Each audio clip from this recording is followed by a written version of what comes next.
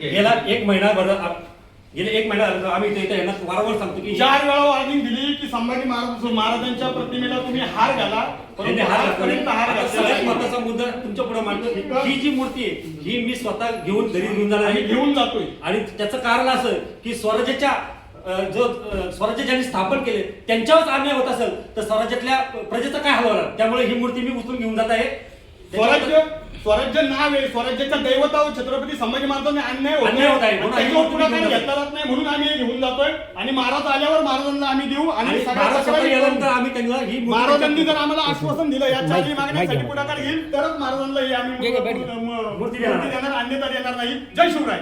या ठिकाणी छत्रपती संभाजीराजेचे जे शिवभक्त आहेत स्वराज्य भवन या ठिकाणी जी मूर्ती आहे ती घेऊन या ठिकाणी जात आहेत. काय कारण की काय घेऊन जात आहे? इथं निकाल नाही राखली जात. हार जर घालू मध्यवर्ती ऑफिस आहे. एक बघा तुम्ही बघू शकता याला तुम्ही हे बघा धूळ पडलेली हे बघा ही धूळ, ही बघा धूळ. असं आहे स्वराज्याच्या दैवताची अशी नाही का ही धूळ. ह्यांच्यासाठी आम्ही याला जीव द्यायला तयार आहोत. अशी निगा केलं तर कसं राहील? देतो ना आम्ही, आमच्या काळजात आहे. ही अशी परिस्थिती या ठिकाणी आहे. आपण आता मगाशीच पाहिलं इथले जे काही कर्मचारी होते हे आरेरावीची भाषा करत होते. मी या ठिकाणी निरीक्षण केलं की या ठिकाणी कुठंही सीसीटीव्ही असल्याचं या ठिकाणी मुद्दामून काढले. नेमकं काय घडतं काय घडलं सीसीटीव्ही मुद्दामून काढलेत. आम्ही चक्रा मारतो त्या दिवसाला काय घडतं हे पूर्णपणे बंदिस्त या ठिकाणी आपण पाहू शकताय. काय घडलं याची सुद्धा पूर्वकल्पनामध्ये प्रत्येकाला नंतर शोध घ्यायचा आहे, पोलिसांनी नंतर शोध घ्यायचा आहे. या ठिकाणी कुठेही सीसीटीव्ही दिसत नाही. हे पूर्ण असुरक्षित या ठिकाणी स्वराज्य भवन या ठिकाणी आहे.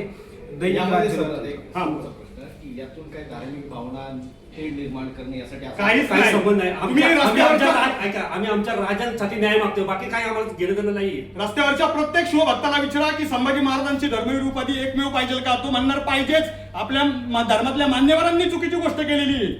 तुमची मान्य अगदी रास्त मान्य आहे, हे सगळे त्याला मान्य करतील. पण समाजाला एक काय मेसेज द्याल तुम्ही? समाजाला एकच दिशा देईन की समाजाने छत्रपती संभाजी महाराजांच्या बलिदानावर जो अन्याय होतोय त्याच्यासाठी पेटून उठलं पाहिजे, कुणाला घाबरलं नाही पाहिजे, चूक ती चूक दाखवून दिली पाहिजे आणि संभाजी महाराजांच्या न्यायासाठी भांडलं पाहिजे. सर्व शिवप्रेमी, गडप्रेमी, शिवभक्त, शिवकन्या याच्यासाठी 100% तुमच्या माध्यमातून आवाज उठवणार म्हणजे उठवणार. लाईव्ह प्रत्येक जण तो सोशल मीडियाच्या माध्यमातून मी त्यांना विनंती करतो की आपल्या संभाजी राजांवरती जो अन्याय होते ना त्या अन्यायासाठी तुम्ही वाचा फोडा, तुम्ही व्हिडिओ बनवा, सोशल मीडियावर टाका. सर्व शिवभक्तांना माझी विनंती सपोर्ट करा. या ठिकाणी बघायला गेलं तर आता मला सांगा तुम्ही कोल्हापूरच्या गादीवर आपला हा विषय झालेला आहे. साताऱ्यामधनं उदयन महाराज आहेत. उदयन महाराजांवर म्हणजे काय हे होऊ शकतं का? छत्रपती उदयनराजेंनी आज छत्रपती उदयनराजे बीजेपी पक्षामध्ये आहे, त्यामुळे त्यांचा पक्ष कदाचित पुढाकार घेईल का नाही त्यांनी आवाज टाकला हे माहित नाहीये. छत्रपती उदयनराजेंनी ज्यावेळेस पुणे महानगरपालिका कचरा डेपो तुळापूरला करणार होती त्यावेळेस महाराजांनी पुढाकार घेतला. त्याच्यानंतर शिवसेनेनी आज बाळासाहेबांच्या फोटो खाली महाराजांचा फोटो ठेवला. त्याच्या विरोधात पण उदयन महाराजांनीच आवाज उठवला. आणि आज जेम्स लेनला सुद्धा उदयनराजेंनीच माफी मागायला लावली. महाराज काही वर्षांपूर्वी मला स्वतःला म्हणले होते, योगेश माझं अख्खं वैभव जरी गेलं तरी चालेल, परंतु मी या ऑक्सफर्ड युनिव्हर्सिटीला माफीच मागायला लावणार आणि त्यासाठी मला अमेरिकेच्या विरोधात जरी लढायला लावलं तरी मी लढणार, परंतु मी याचं राजकारण करणार नाही, कारण हा माझ्या पूर्वजांच्या सन्मानाचा विषय आहे. त्यामुळे त्यांनी त्यांचे कर्तव्य पूर्ण केलेले आहे 13वे वंशज म्हणून. परंतु आज स्वराज्य पक्ष निघालेला आहे, स्वराज्याच्या दैवतावर अन्याय होतोय याची जाणीव करून देण्यासाठी. आणि हे तुम्हाला पुराव्याशी दाखवलं इथं धूळ खतखत पडलेलं आहे आमच्या महाराजांचं स्मारक. आणि आम्ही स्वतः अख्ख्या शिवभक्तांना आम्ही सांगतो की जागोजागी जिथे जिथं शिव स्मारक आहे, शंभू स्मारक आहे, तिथं कायम नित्यपूजा होती. आणि हे स्वराज्याचं जे मेन स्थान आहे इथं तुम्ही पूजा करू शकत नाही, हार घालू शकत नाही, त्याची पुस्तक शकत नाही. दुसरा एक महत्त्वाचा प्रश्न असा होता 50,000 कोटींचा तुम्ही जो विषय काढला होता त्याच्यामध्ये महाराष्ट्राच्या जनतेला त्याचा काय फायदा होईल? 100% तो महसूल जर आपण शिवनीतीतनं जर मिळवला आणि मिळवताच येऊ शकतो. बाबासाहेबांच्या विचारातून बाबासाहेबांचे विचार होते, एखादं जर कोणी नागडा असेल तर त्याच्यासाठी दुःखी होऊन नागडा होण्यापेक्षा त्याला कपडे कशी घालता येईल याचा विचार करावा.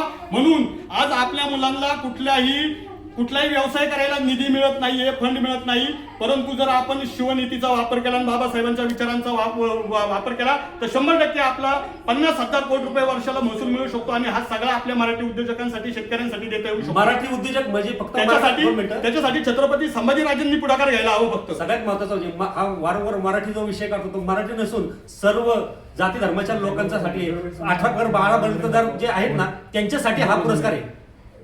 त्याच्यासाठी प्रयत्न आहे 18 पगड जाती 12 बलुतेदार आपल्या अख्ख्या महाराष्ट्रातील सगळे सगळ्यांसाठी त्यासाठी आम्ही